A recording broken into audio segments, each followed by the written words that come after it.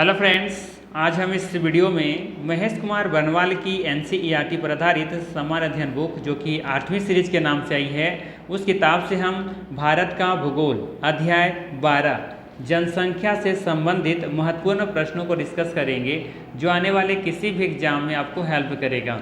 इससे पहले ऑलरेडी हमने इतिहास और भारतीय राज्य व्यवस्था से संबंधित सभी अध्यायों को हमने कवर कर लिया है। इन सभी वीडियो का लिंक डिस्क्रिप्शन में दिया हुआ है या फिर आप प्ले लिस्ट में जाके देख सकते हैं। ठीक है, तो चलिए फिर शुरू करते हैं और देखते हैं आज का पहला सवाल। आज का पहला सवाल है, भारत में लिंगानुपात की गणना कैसे की जाती है। सवाल है, भारत में लिंगानुपात की गणना कैसे की जाती है। दिए गए ऑप्शन में सही आंसर है बी ऑप्शन, प्रति हजार पुरुषों पर स्त्रियों की संख्या। याद रखिएगा, भारत में लिंगानुपात की गणना प्रति हजार पुरुषों पर स्त्रियों की संख्या से की जाती है। अगर आप लोग को ऑप्शन पढ़नी है तो वीडियो पॉज करके ऑप्शन अपने से पढ़िए, क्योंकि इसमें क्वेश्चन ज़्यादा हैं। तो अगर हम ऑप्शन पढ़ना शुरू करेंगे तो वीडियो थोड़ा सा लंबा होगा, इसीलिए हम यहाँ पे सिर्फ आंसर को डिस्कस करेंगे। वो आप लोग को अगर ऑप्शंस पढ़नी है तो वीडियो को पॉज कीजिए और सारे ऑप्शंस को पढ़िए और फिर खुद से देखिए इसका आंसर क्या है, फिर वीडियो को कंटिन्यू कीजिए। ठीक, तो ध्यान रखिएगा यहाँ पे कि भारत में लिंगानुपात की गणना प्रति हजार पुरुषों पर स्त्रियों की संख्या के आधार पर की जाती है। 2011 की जनगणना के आधार पर भारत का लिंगानुपात 943 था। ठीक है, कितना? 943। कहने का अर्थ ये है कि 1000 पुरुषों पर स्त्रियों की संख्या मात्र 943 है। अगर 1000 पुरुष हैं तो 943 स्त्रियां हैं, अर्थात कह सकते हैं यहाँ पे महिलाओं की संख्या कम है पुरुषों की तुलना में। ठीक है, और सबसे कम अगर है तो याद रखिएगा, सबसे कम जो लिंगानुपात है हरियाणा का है और सबसे अधिक केरला का है। ठीक है, तो याद रखिएगा यहाँ पे। चलिए अगला सवाल लेते हैं। अगला सवाल है, जनसंख्या घनत्व। जनसंख्या घनत्व से आप क्या समझते हैं। सवाल है, जनसंख्या घनत्व से आप क्या समझते हैं। सही आंसर है इसका ऑप्शन नंबर बी, प्रति वर्ग किलोमीटर में रहने वाले लोगों की संख्या। आसान सा सवाल है, जनसंख्या घनत्व से आप क्या समझते हैं, तो प्रति वर्ग किलोमीटर में रहने वाले लोगों की संख्या से है। जैसे एग्जाम्पल समझाएं, अगर ये आपका 1 वर्ग किलोमीटर है तो इसमें कितने लोग रहते हैं, इसी को कहा जाता है जनसंख्या घनत्व। अगर मान लेते हैं ये 1 वर्ग किलोमीटर है, 1 वर्ग किलोमीटर है और इसमें रहने वाले लोगों की संख्या मान लेते हैं कि 100 लोग हैं, तो हम कहेंगे यहाँ पर कि जनसंख्या घनत्व कितना है इसका, 100 का है। अर्थात यहाँ पे 100 व्यक्ति प्रति वर्ग किलोमीटर निवास करते हैं। तो भारत में देखेंगे सबसे ज़्यादा जनसंख्या, जब से कम जनसंख्या घनत्व कहाँ पे है, सबसे कम जनसंख्या घनत्व आपको अरुणाचल प्रदेश में देखने को मिलेगा, जहाँ पे मात्र 17 व्यक्ति प्रति वर्ग किलोमीटर निवास करते हैं। ठीक है, तो ये आपको याद रखनी है। और सर्वाधिक अगर पूछा जाए सर्वाधिक जनसंख्या घनत्व, तो ये बिहार का है, जहाँ पर आप देखेंगे कि 1 वर्ग किलोमीटर में 1106 व्यक्ति निवास करते हैं। ठीक है, वहीं बात करें ओवरऑल भारत की जनसंख्या घनत्व, तो याद रखिएगा 382 व्यक्ति प्रति वर्ग किलोमीटर है 2011 की जनगणना के अनुसार। ठीक है, तो यहाँ पे बी ऑप्शन सही है। ये भी समझ में आ गया होगा कि जनसंख्या घनत्व क्या है, 1 वर्ग किलोमीटर में रहने वाले लोगों की संख्या से है। ठीक, और सबसे कम और सबसे अधिक आपको याद रखनी है। सबसे कम है अरुणाचल प्रदेश का, जहाँ पे मात्र 17 व्यक्ति निवास करते हैं, जबकि सर्वाधिक है बिहार का, जहाँ पर 1106 व्यक्ति प्रति वर्ग किलोमीटर निवास करते हैं। और केंद्र शासित प्रदेश से बात करें तो सर्वाधिक जनसंख्या घनत्व दिल्ली का है, जहाँ पर रिकॉर्ड अब देखेंगे तो 11,320 व्यक्ति प्रति वर्ग किलोमीटर निवास करते हैं। ठीक है, तो बहुत ज़्यादा है ये अपने आप में। ठीक है, तो चलिए लेते हैं अगला सवाल। अगला सवाल है, निम्नलिखित राज्यों में से सर्वोच्च साक्षरता दर किस राज्य में है। सवाल है, दिए गए ऑप्शनों में से विकल्पों में से बताना है कि सर्वोच्च साक्षरता दर किस राज्य में है। उड़ीसा, पंजाब, महाराष्ट्र या फिर मिजोरम। सही आंसर है दिए गए ऑप्शन में से मिजोरम। मिजोरम में सर्वोच्च साक्षरता दर देखने को मिलेगा दिए गए ऑप्शनों में से। अगर सर्वाधिक पूछा जाए ओवरऑल तो केरला का है, जहाँ पर लगभग 100% वो साक्षरता लिटरेसी रेट जो होता है वो प्राप्त कर चुका है लगभग में। ठीक है, कुछ परसेंट कम होगा, आई थिंक पॉइंट कुछ कम होगा, लेकिन लगभग वो प्राप्त कर चुका है। ठीक है, तो ध्यान रखिएगा यहाँ पे सही आंसर क्या है, मिजोरम का है, जहाँ पर 91.3% से भी, ये तो पुराना रिकॉर्ड 2011 के अकॉर्डिंग रिकॉर्ड है 91.3%, लेकिन इससे भी आगे वो बढ़ चुका है। तो इसका सही आंसर होगा यहाँ पर ऑप्शन नंबर डी हो जाएगा, मिजोरम। ठीक है, याद रखिएगा। यहाँ पे हम बात करें आपका, देखेंगे यहाँ पर उड़ीसा, पंजाब और महाराष्ट्र का, तो मिजोरम से भी कम है, ये आपको याद रखनी है। सही आंसर है फिलहाल यहाँ पे मिजोरम। ठीक है, चलिए लेते हैं अगला सवाल। अगला सवाल है, भारत में निम्नलिखित राज्यों में से किस राज्य में जन्म दर न्यूनतम है। सवाल है कि भारत में निम्नलिखित राज्यों में से किस राज्य में जन्म दर न्यूनतम है। केरल, उत्तर प्रदेश, बिहार, पश्चिम बंगाल।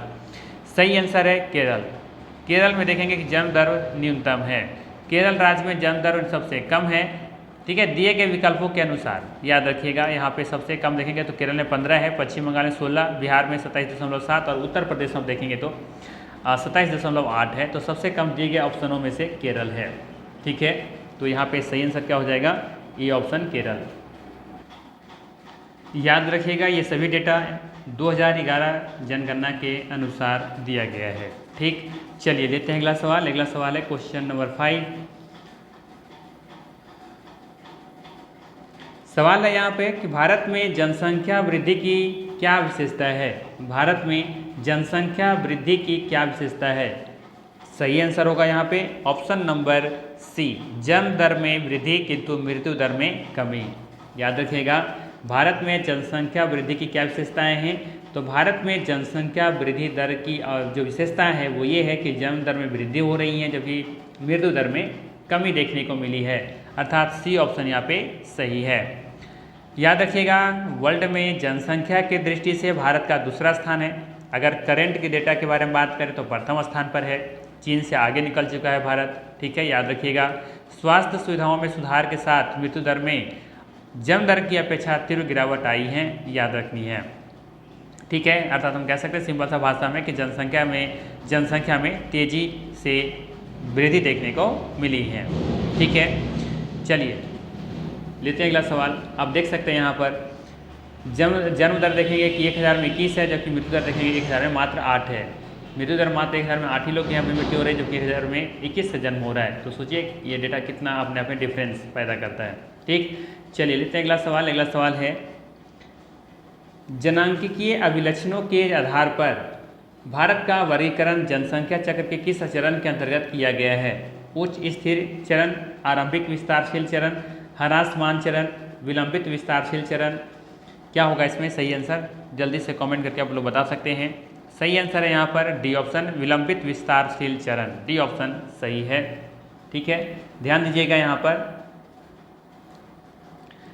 जनांकीय अभिलक्षणों के आधार पर भारत का वर्गीकरण जनसंख्या के विलंबित विस्तारशील चरण से में किया जाता है। भारत जनांकीय संक्रमण के 4 विस्तृत चरणों में से प्रथम 2 चरण पार कर चुका है। वर्ष 1991 के बाद भारत जनांकीय संक्रमण के तीसरे चरण में प्रवेश कर चुका है। वर्तमान में देश की जनसंख्या वृद्धि दर में गिरावट आ रही है। ध्यान रखिएगा, भारत में वर्तमान में देश की जो जनसंख्या वृद्धि दर है उसमें गिरावट देखने को मिली है। ठीक है, देखिए जनसंख्या वृद्धि जो रेट है उसमें वृद्धि तो हो ही रहा है ना, लेकिन रेट जो है ना, फर्टिलिटी जो रेट हम कह सकते हैं, या फिर वृद्धि जो इंक्रीजिंग जो रेट है उसमें कमी हुई है। उसमें अभी आपको कमी देखने को मिलेगी। अब जब 2000 जो भी जनगणना जो होने वाला है उसमें जब रिपोर्ट आप देखेंगे तो परसेंटेज के तरफ देखेंगे, पिछले साल से तुलना करेंगे तो परसेंटेज में आपको गिरावट देखने को मिलेगी।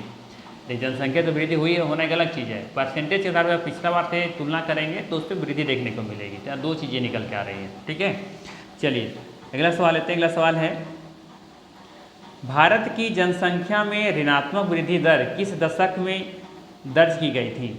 सवाल क्या है, ऋणात्मक वृद्धि दर किस दशक में दर्ज की गई थी। सही आंसर है यहाँ पर 1911 से 21, बी ऑप्शन सही होगा। 1911 से 21 के बीच में जनसंख्या में ऋणात्मक वृद्धि देखी गई थी, दर्ज की गई थी। ठीक है, चलिए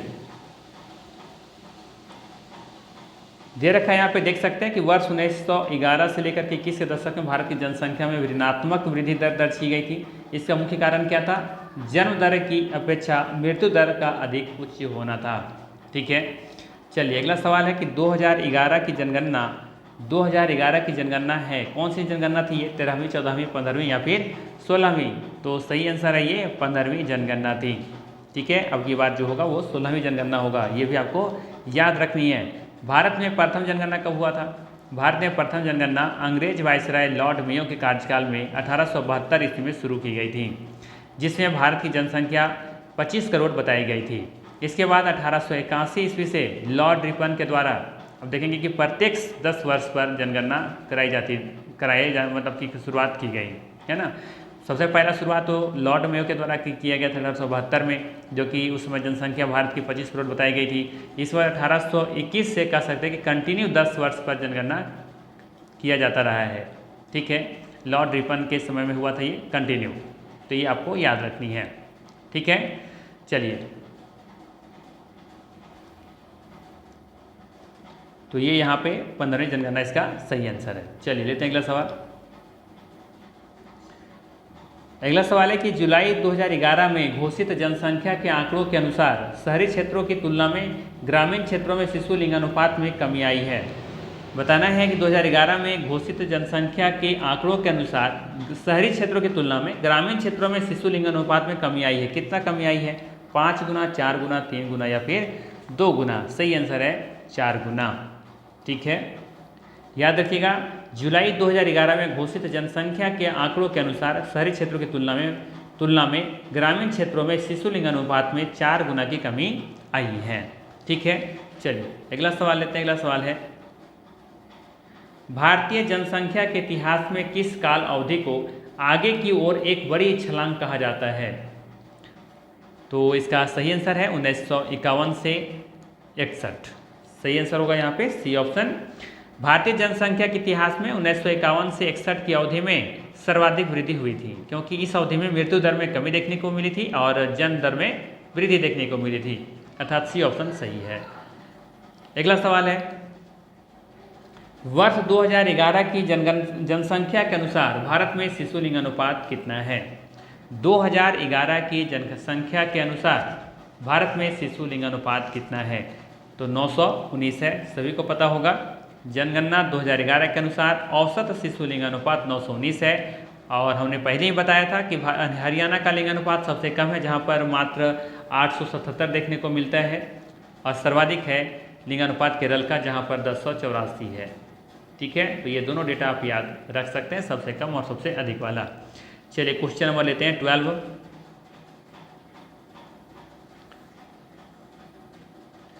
चलिए सवाल है, वर्ष 2011 की जनगणना के अनुसार निम्नलिखित राज्यों में से किस राज्य में स्त्री और पुरुष साक्षरता में सबसे अधिक अंतर है?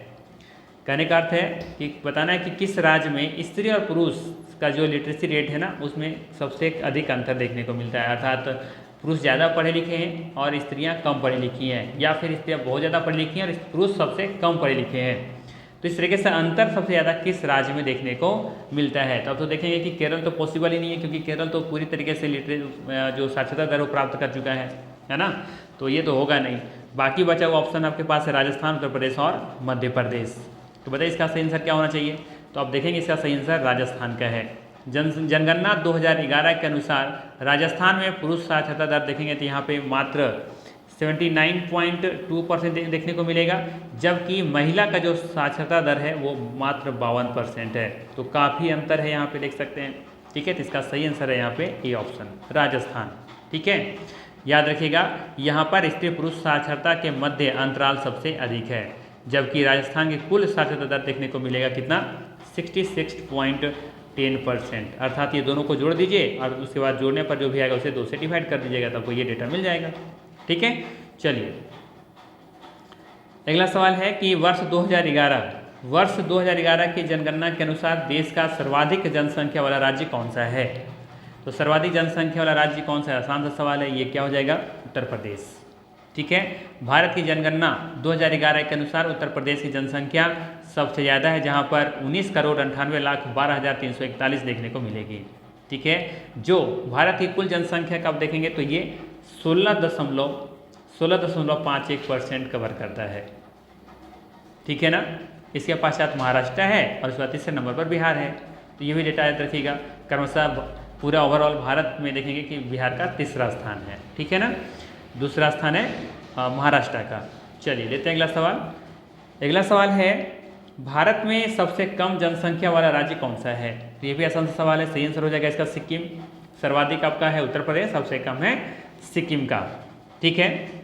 तो याद रखिएगा जनगणना 2011 के अनुसार सिक्किम सबसे कम जनसंख्या वाला राज्य है तथा अधिकतम जनसंख्या वाला उत्तर प्रदेश है, ठीक है। सिक्किम की जनसंख्या के बारे में बात करें तो 6,07,688 मात्र है, ठीक है ना, बहुत कम है। जो कि अब देखेंगे तो तिब्बत और इधर कह सकते हैं कि नेपाल और एक तरफ देखेंगे भूटान, इन तीनों से दो राज्य, दो देश से घिरा हुआ है, 3 देश से कह सकते हैं घिरा हुआ है, और एक नीचे से पश्चिम बंगाल से घिरा हुआ आपको देखने को मिले ये राज्य सिक्किम जो है, ठीक है। तो ये इसका कह सकते हैं कि जो भौतिक जो ऐसा मैप है वो उसके बारे में मैंने बताया। चलिए लेते हैं अगला सवाल।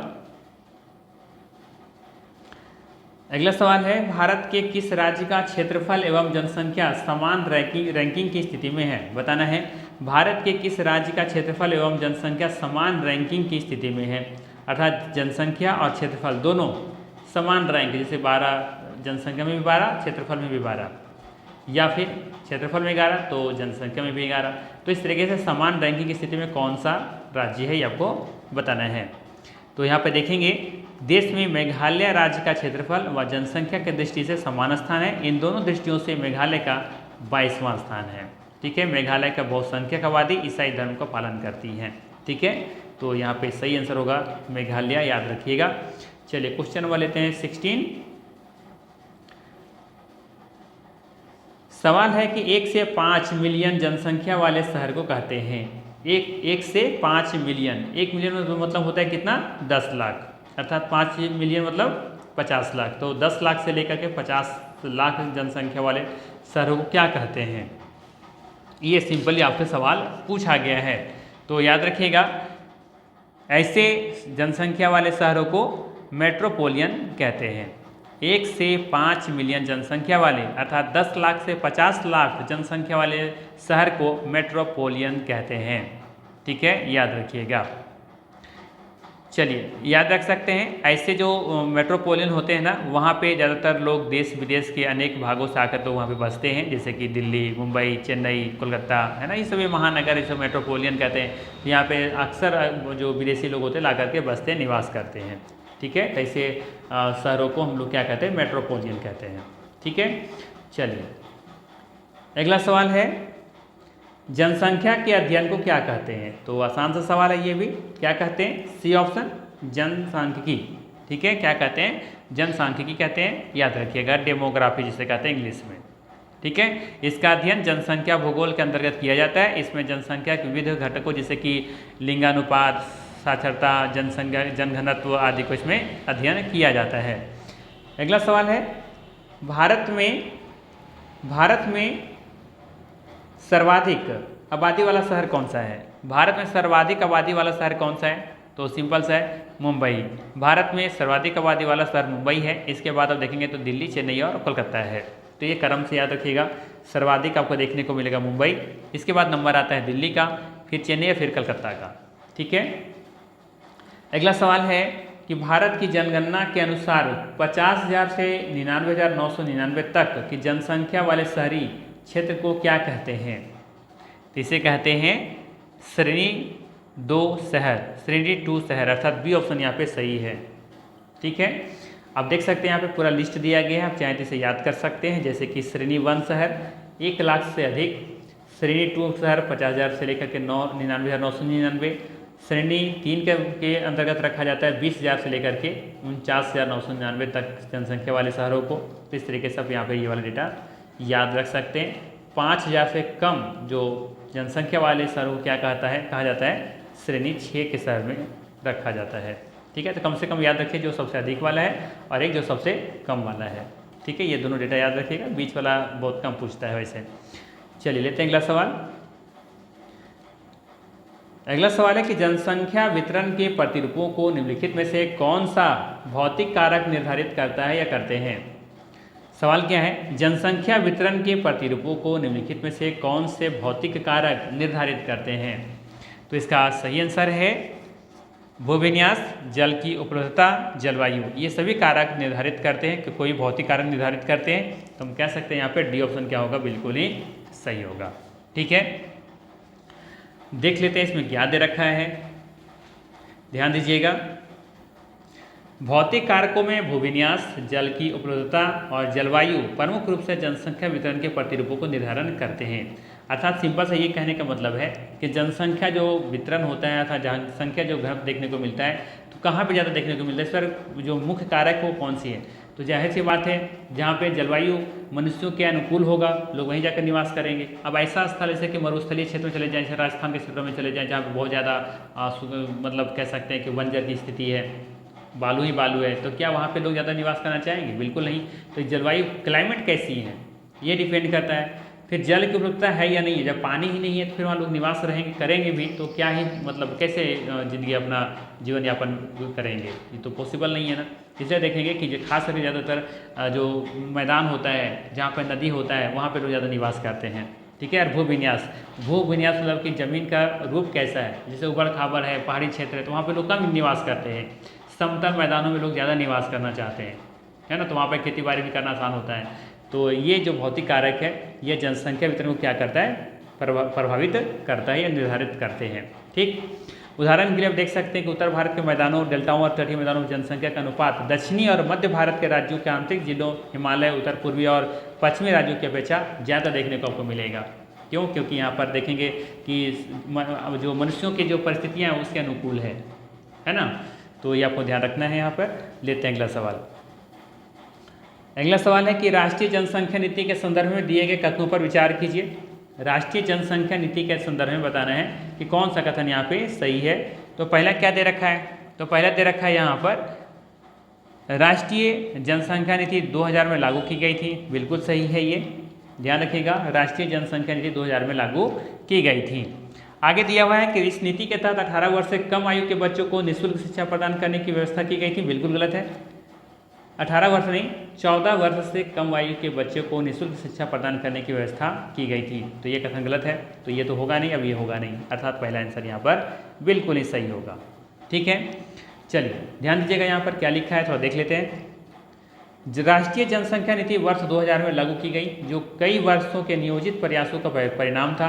राष्ट्रीय जनसंख्या नीति 2000 के तहत 14 वर्ष से कम आयु के बच्चों को निःशुल्क शिक्षा प्रदान करने, शिशु मृत्यु दर को 30 से कम करने, व्यापक स्तर पर टीकारोधी बीमारियों से बच्चों की रक्षा करने, लड़कियों की शादी की उम्र को बढ़ाने के लिए प्रोत्साहित करने तथा परिवार नियोजन को एक जन केंद्रित कार्यक्रम बनाने के लिए नीतिगत ढांचा प्रदान किया गया है। तो इन सब चीज़ों को आपको ध्यान में रखनी है, मृत्यु दर कितनी करनी है ना, टीकारोधी वाला जो बीमारी है सो बच्चों को रक्षा करना है, शादी को उम्र बढ़ाना है, खर्चिस का लड़कियों का, है ना, परिवार नियोजन लेकर के आना है। तो ये सभी राष्ट्रीय जनसंख्या नीति 2000 में जो लागू की गई थी इसका ये कुछ कह सकते हैं उद्देश्य था। ठीक है, चलिए अगला सवाल लेते हैं। अगला सवाल है कि निम्नलिखित राज्यों में से किस राज्य की ग्रामीण जनसंख्या का प्रतिशत सर्वाधिक है। किस राज्य की ग्रामीण जनसंख्या का प्रतिशत सर्वाधिक है ये आपको बताना है। तो आसान सा क्वेश्चन दिया हुआ है, कई बार आप लोग पढ़ चुके होंगे। बताना है कि निम्नलिखित राज्यों में से किस राज्य की ग्रामीण जनसंख्या का प्रतिशत सर्वाधिक है। तो याद रखिएगा, जनगणना 2011 के अनुसार बिहार की 88.70% जनसंख्या गाँवों में रहती है, जबकि उड़ीसा में 83% लगभग, उत्तर प्रदेश में 77% तथा महाराष्ट्र में 54% गाँवों में निवास करती हैं। अर्थात यहाँ पे सही आंसर है डी ऑप्शन बिहार। ठीक है, ध्यान रखिएगा, बिहार इसका सही आंसर है, पूछा है प्रतिशत में, इसीलिए इसका सही आंसर बिहार होगा। ठीक है, चलिए अगला सवाल लेते हैं। क्वेश्चन पर जरूर ध्यान दिया कीजिएगा कि क्वेश्चन क्या पूछा है, जनसंख्या पूछा है या प्रतिशत में पूछा है। एक्चुअली वहाँ पे प्रतिशत में पूछा था, ध्यान रखिएगा। नागरिक पंजीकरण प्रणाली CRS के अंतर्गत कितने दिनों के भीतर जन्म तथा मृत्यु की घटना को भारत में रजिस्ट्रेशन कराना कानूनी रूप से अनिवार्य है। ये बहुत अच्छा सवाल है, कई बार एग्जाम में पूछा गया है ये, तो याद रखिएगा 21 दिन के अंदर। जन्म मृत्यु पंजीकरण अधिनियम 1969 के तहत जन्म मृत्यु और मृत जन्म के 21 दिनों के भीतर घटना का रजिस्ट्रेशन कराना अनिवार्य है। भारत में CRS का इतिहास 19वीं शताब्दी के मध्य का है, जब 1886 ईस्वी में पूरे ब्रिटिश भारत में जन्म मृत्यु एवं विवाह का पंजीकरण की स्वैच्छिक नीति लागू की गई थी। वर्तमान में RBD एक्ट 1969 के तहत जन्म एवं मृत्यु की पंजीकरण कराना अनिवार्य है, कंपलसरी है, वो कराना ही है। ठीक है, तो सही आंसर है यहाँ पर बी ऑप्शन 21 दिन। अगला सवाल है, राष्ट्रीय परिवार स्वास्थ्य सर्वेक्षण 5 सम्मिलित नहीं करता है, किसको सम्मिलित नहीं करता है? तो याद रखिएगा HIV परीक्षण। राष्ट्रीय परिवार स्वास्थ्य सर्वेक्षण 5 HIV परीक्षण को शामिल नहीं करता है, सम्मिलित नहीं करता है। सी ऑप्शन यहाँ पे बिल्कुल ही करेक्ट है। चलिए लेते हैं अगला सवाल।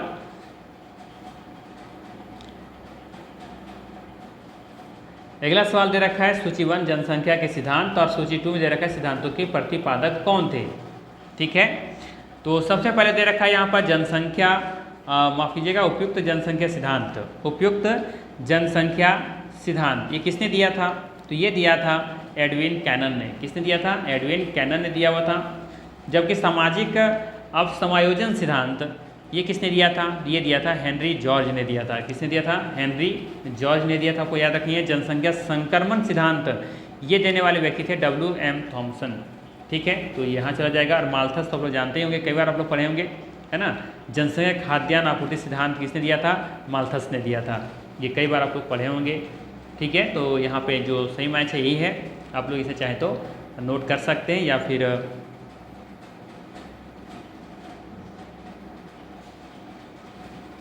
यहाँ से आंसर आप लोग मिला लीजिएगा। इसका आंसर कहाँ पे होगा? यहाँ पे है, तो अब देख लीजिएगा इसका आंसर कौन सा है। ठीक है, चलिए लेते हैं अगला सवाल।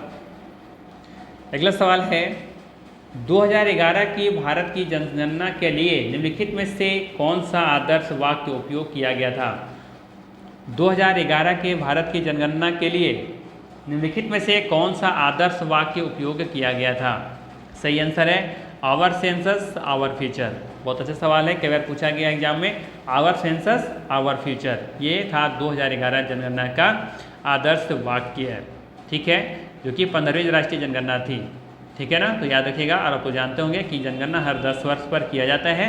ठीक है, चलिए, और ये भी याद रख सकते हैं यहाँ पर, थोड़ा सा मैं लाइन भूल रहा हूँ, कितना अनुच्छेद था। हाँ, ये वाला अनुच्छेद याद रखिएगा कि संविधान के अनुच्छेद 246, ये डेटा याद रखिएगा कि संविधान के अनुच्छेद 246 के तहत जनगणना संघ सूची का विषय है। किसका विषय है? ये संघ सूची का विषय है। ये सवाल पूछा जा सकता है कि जनगणना किसका विषय है? संघ सूची, राज्य सूची या समवर्ती सूची? ये संघ सूची का विषय है। और किस आर्टिकल के तहत बताया गया है? ये तो आर्टिकल 246 के तहत। और ये 7वीं अनुसूची के संघ सूची में क्रम संख्या 89 में सूचीबद्ध है। आपको ये भी याद रखनी है। ठीक है, चलिए अगला सवाल है।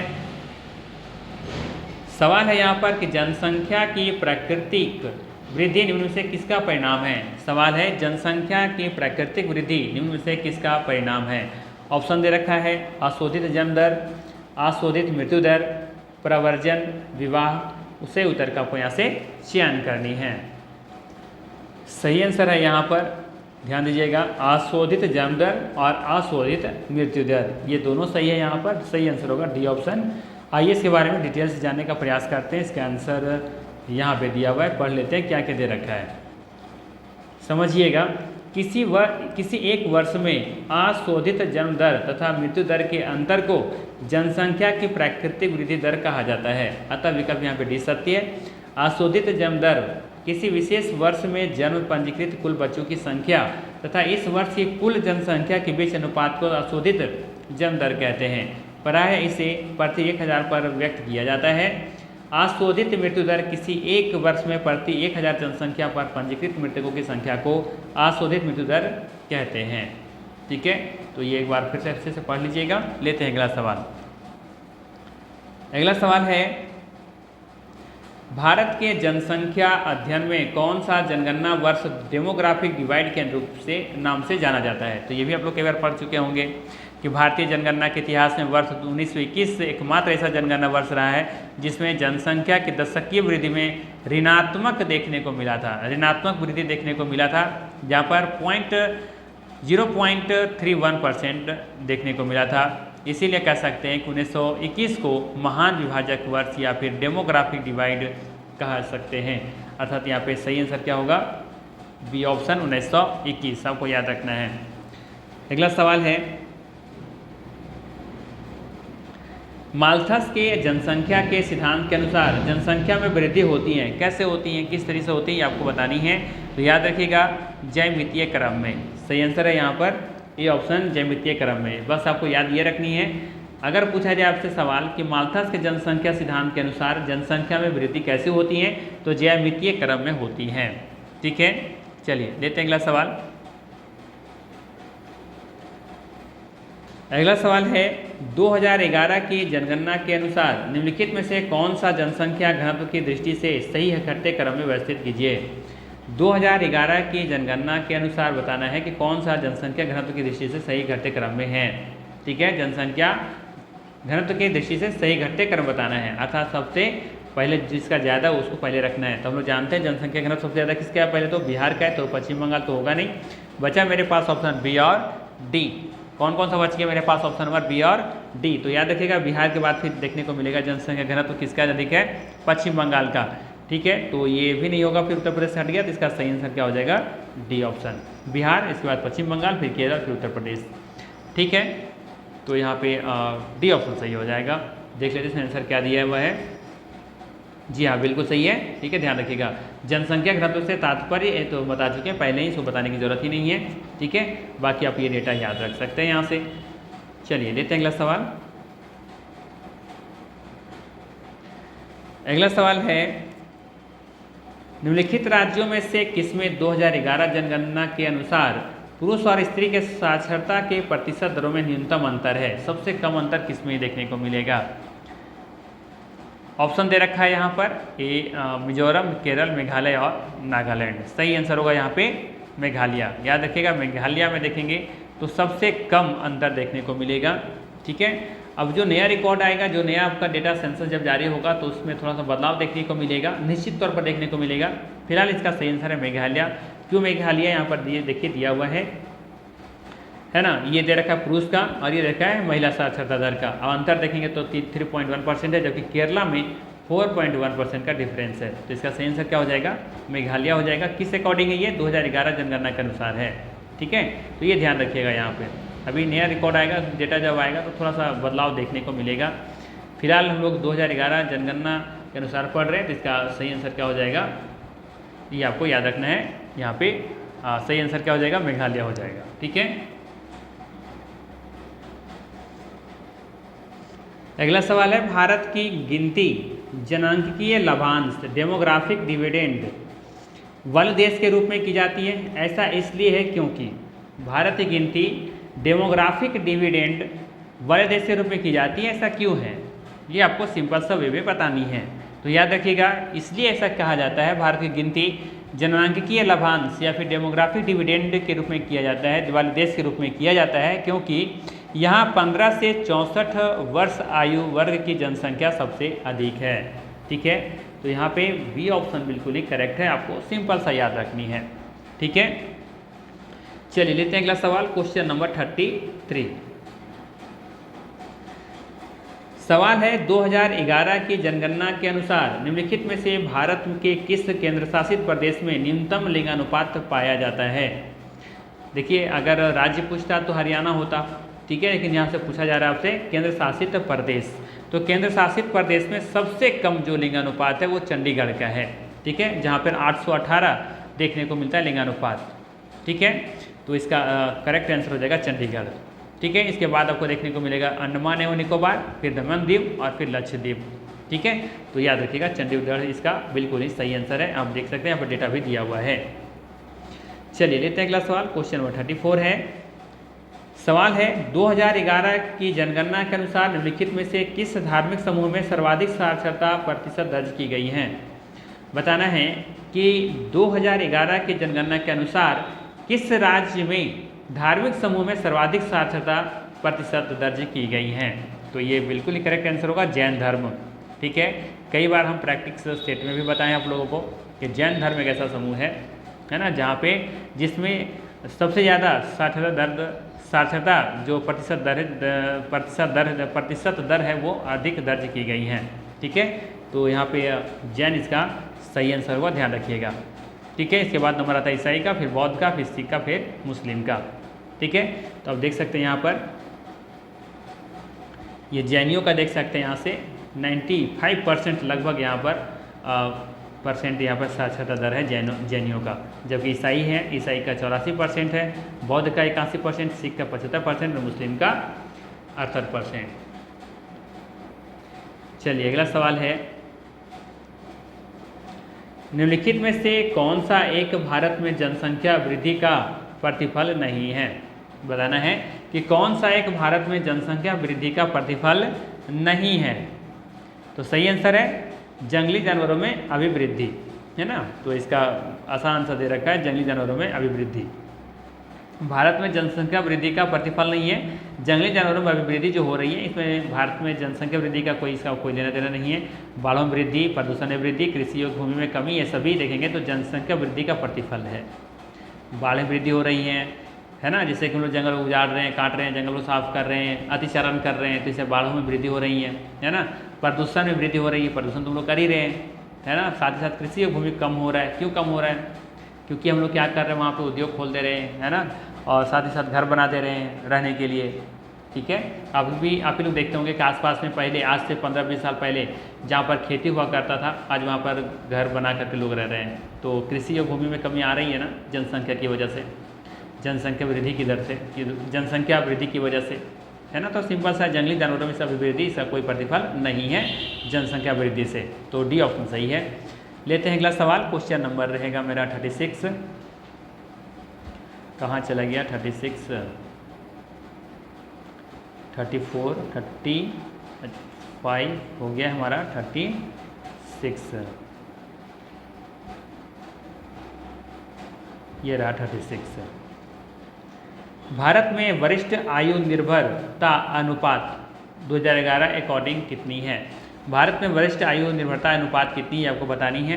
तो सिंपल से याद रखना है 14.2 है, ठीक है, 2011 के अनुसार 14.2।